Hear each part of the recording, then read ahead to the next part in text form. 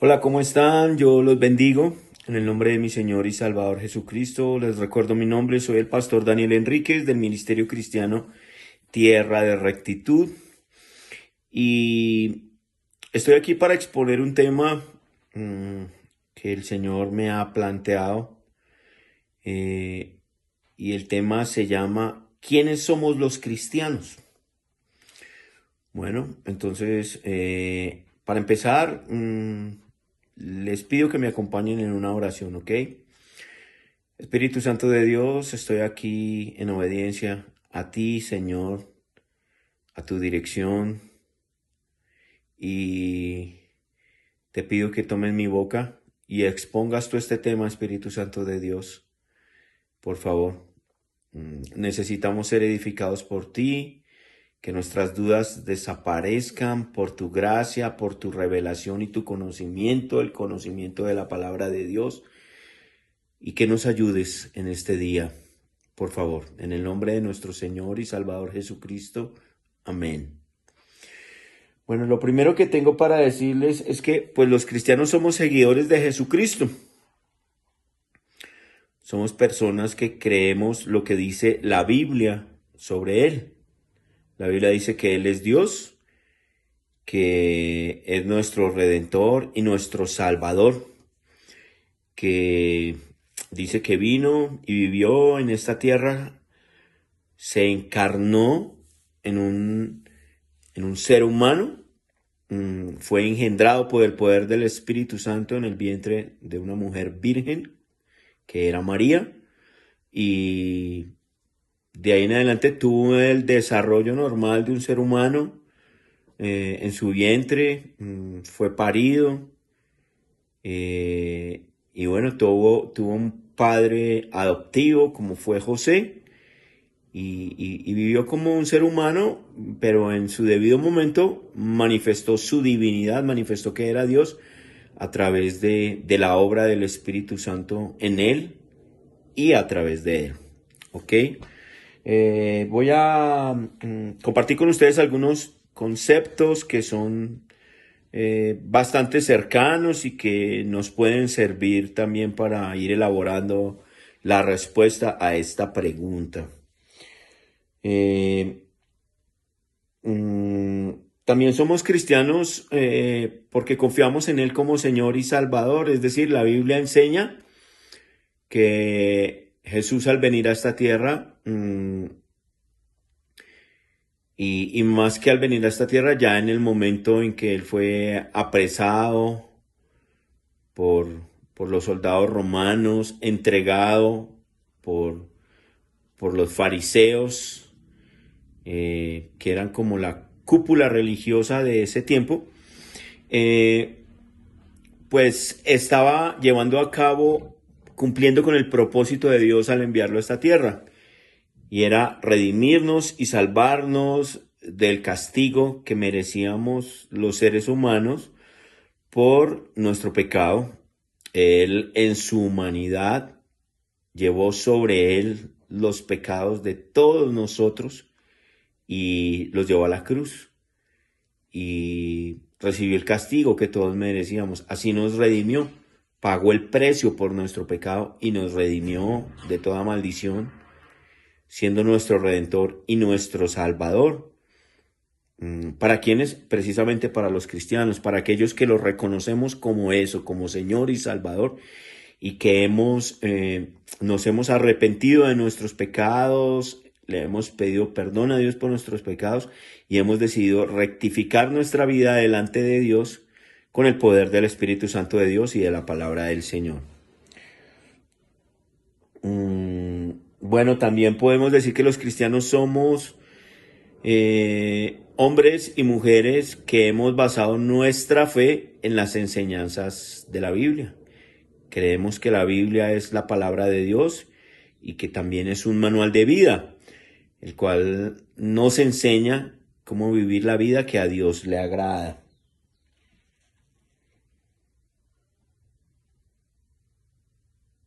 Bueno, digamos que hay unos puntos clave en cuanto a la identidad de nosotros los cristianos. Es algo en lo que si decimos ser cristianos debemos estar de acuerdo, debemos aceptarlo, pues porque están basados precisamente en los principios bíblicos, en los principios de la palabra de Dios.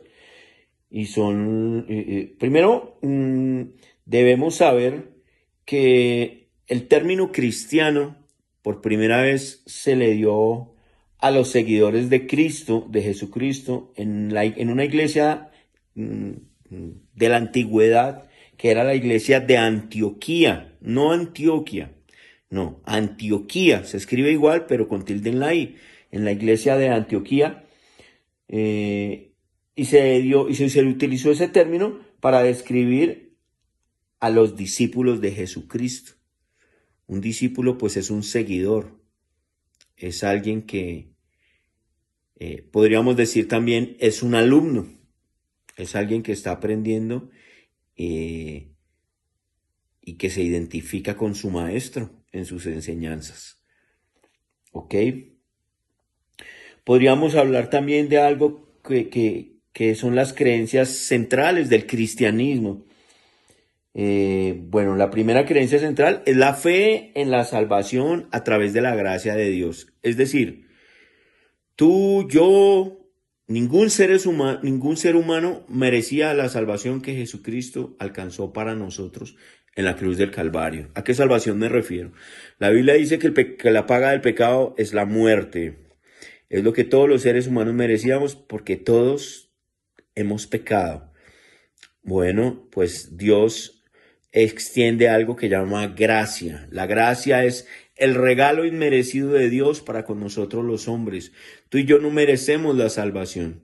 Dios quiso salvarnos, envió a Jesucristo para morir en nuestro lugar y a través de eso derramó su gracia. Ese regalo inmerecido ¿de qué? De salvación, para que cuando tú y yo llegue nuestro tiempo cumplido en esta tierra y Dios nos llame a su presencia, vayamos a compartir con Él por toda la eternidad y no vayamos a un lugar de condenación donde el ser humano va a ser atormentado también por toda la eternidad y que la Biblia describe como el lago de fuego y azufre. Bueno, creemos también una segunda creencia central es la muerte y la resurrección de Jesús. O sea, creemos que así como lo describe la Biblia, Él murió crucificado, después de haber estado unas horas allí en esa cruz, murió.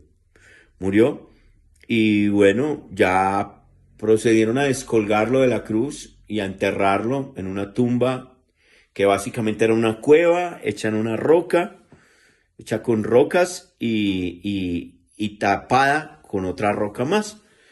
Pero al cabo de los 3 días de haber estado allí, como él mismo lo había profetizado, como había sido profetizado en la palabra de Dios, él resucitó.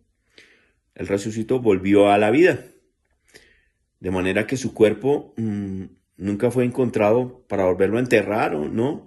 Él resucitó, su cuerpo volvió a experimentar la vida para la gloria de Dios. Y también creemos en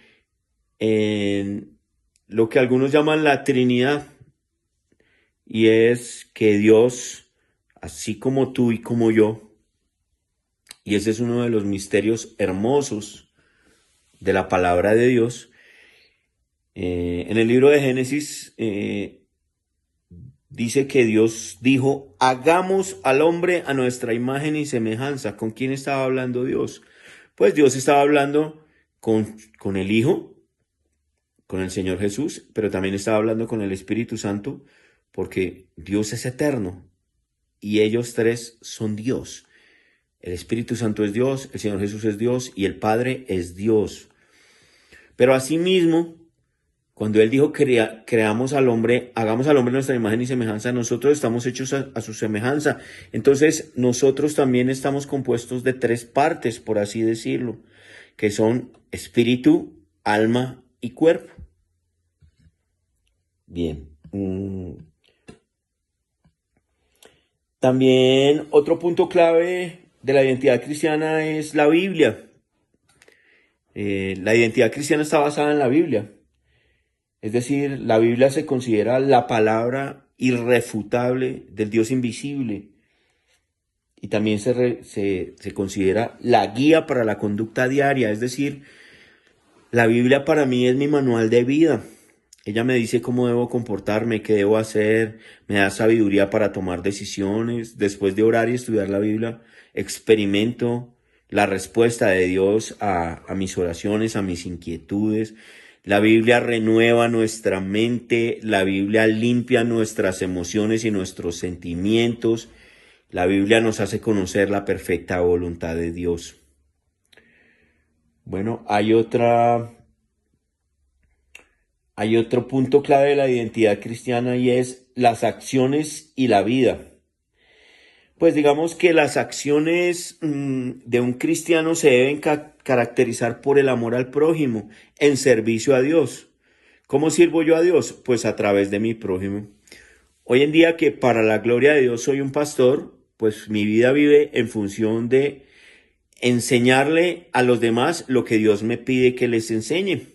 Enseñarles a desarrollar una relación personal con Dios, una comunión con el Espíritu Santo de Dios, enseñarles a estudiar a diario la Biblia, que es la palabra de Dios, a escudriñarla, que es un término que ella misma usa, escudriñarla. Escudriñarla, ¿qué es eso? Leerla y extraer la enseñanza que Dios trae a diario para mi vida, porque a diario Dios quiere enseñarme algo a través de su palabra. Pero aparte de eso, también ponerla por obra, ejercitar eso que me ha sido enseñado. También en este punto clave de las acciones y vida, se debe caracterizar la amabilidad. El cristiano debe ser una persona alegre, bondadosa y amable con los demás. No solo con los otros cristianos, sino con el común de la humanidad, porque es una manera de reflejar el amor de Dios que habita en nosotros. Es decir, el Espíritu Santo de Dios ha venido a habitar en nuestras vidas desde el momento que nosotros hacemos una oración a través de la cual confesamos a Jesús como nuestro Señor y Salvador y le pedimos que perdone nuestros pecados y nos ayude a cambiar de vida. A partir de ese momento, el Espíritu Santo viene a habitar en mí y hace de mí su templo.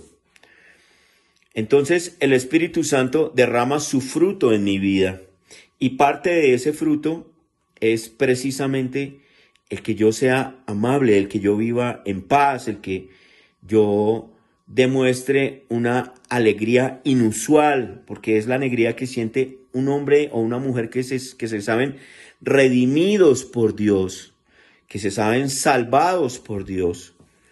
El Espíritu Santo produce eso en nosotros, que no tiene que ver con las circunstancias, con mi entorno, porque a veces las circunstancias no son las más agradables, las más cómodas, pero la Biblia misma describe a varios hombres que en la antigüedad, los apóstoles, los profetas, vivieron cosas terribles por el nombre del Señor, pero aún así experimentaban paz y gozo, y tú y yo lo podemos experimentar hoy, si le entregamos nuestra vida a Jesucristo y si permitimos que el Espíritu Santo haga brillar su fruto en nuestras vidas, manifieste su fruto en nuestras vidas, y parte de ese fruto tiene que ver con la amabilidad. También en acciones y vida podemos hablar de la obediencia a los mandatos divinos. Es decir, un cristiano real, genuino, es un hombre que vive para poner por obra la palabra de Dios, para obedecerla. En la Biblia hay unos mandamientos de la ley de Dios, pero también hay unas pautas sencillas que Dios nos invita a poner en práctica a diario. Dice que, por ejemplo, dice que no debemos hacerle mal a quien nos hizo mal. Dice que debemos hacerle bien, sin importar el mal que nos haya hecho. Debemos ser hombres y mujeres perdonadores. Y todo lo contrario, buscar hacerle el bien a aquellos que nos hicieron mal, porque de esa manera vamos a demostrar que Dios habita en nosotros y nos va a dar la capacidad, la oportunidad, más que capacidad, la oportunidad de que cuando a una persona que nos ha hecho mal nosotros le hagamos bien, eso posiblemente lo va a sorprender muchísimo, la va a sorprender muchísimo y se va a acercar a decirnos, ¿por qué hace usted eso? Entonces podemos nosotros decirle, porque pues yo amo a Dios y amo a mi prójimo, y usted, tú eres mi prójimo, y tengo que hacerte bien, sin importar lo que tú hayas hecho en contra mía. Eso puede incluso obrar la conversión de muchos incrédulos al Señor, al ver nuestras obras, el fruto de la presencia del Espíritu Santo en nosotros. Y también dice que nosotros debemos vivir en gozo, en la fe. Es decir, el creer en Jesús, el sabernos salvados, el sostener una relación personal con Él, con su Espíritu Santo, el vivir en la palabra de Dios, produce en nosotros algo sobrenatural, que ya he mencionado varias veces. Es el fruto del Espíritu Santo. Ese fruto del Espíritu Santo está compuesto de 9 partes. Y una de esas partes es el gozo. Entonces, el gozo es una alegría sobrenatural. Es el sentirte tú alegre la mayoría del tiempo y no poder describir por qué te sientes así, porque es algo que no se puede describir. Es algo que simplemente produce el Espíritu Santo en nosotros, ¿sí? Y que la Biblia dice, también por ejemplo, dice que ese gozo es nuestra fortaleza. Es decir, ese gozo me hace fuerte, me da fuerzas en los momentos de dificultad, porque pues va a haber momentos de dificultad. Ser cristiano no implica que se acabaron los problemas, no. En este mundo siguen habiendo dificultades con las que debemos lidiar, pero la mejor manera de lidiar es a través de la búsqueda de Dios. Hemos estado compartiendo estos videos porque recibí una instrucción de Dios inicial en la cual me decía que hablara sobre la rehabilitación de las drogas. Bueno, pues yo no podría hablar de la rehabilitación de las drogas sin hablar, si no hablo de Dios, porque como persona que estuvo muchos años en drogas, el que me hizo libre de la drogadicción fue el Señor. ¿Sí? Él me liberó de la drogadicción. La drogadicción es una atadura espiritual, es una fuerza espiritual de maldad que viene a tomar autoridad sobre la vida de alguien y lo hace aprovechándose de heridas emocionales que no son adecuadamente tratadas, y las heridas emocionales solo las sana el Señor. Así que de nuevo te invito a que si tienes problemas de adicciones en tu familia o tú mismo las tienes, si quieres puedes ponerte en comunicación conmigo. En los comentarios de este video voy a poner mi número de WhatsApp. También voy a poner el correo electrónico de este ministerio cristiano que se llama Tierra de Rectitud, y que una de las áreas, uno de los frentes de acción que utilizamos es este canal de YouTube. Quiero decirte que Dios te ama y que es su voluntad liberarte de esa esclavitud de la adicción. Y ojo que la adicción, quiero aclarar esto, ya lo he hecho, pero hoy vuelvo a aclararlo. La adicción no es solamente a drogas o al alcohol o al tabaquismo, es decir, al cigarrillo, no. Hay adicción a los juegos de video, hay adicciones a la pornografía, hay hombres que son laboradictos, se vuelven adictos al trabajo. Hay hay adicciones tecnológicas, hay hombres, mujeres que son adictos a la tecnología, a los dispositivos, al celular, a la tablet, a la laptop, en fin. Hay diferentes tipos de adicciones. Si tú hoy experimentas esclavitud en algún área de tu vida, si el Espíritu Santo en este momento te está tocando y te está haciendo caer en cuenta que tienes esclavitud en alguna área de tu vida, entrégale tu vida a Jesucristo, que Él te va a hacer libre. Y si crees que yo soy la persona adecuada para ayudarte, búscame. Mira mi número telefónico, mira mi correo electrónico y escríbeme. Estoy para ayudarte. Estaremos orando por ti. Si quieres poner tu nombre, el nombre de tu pariente, en los comentarios de este video para que oremos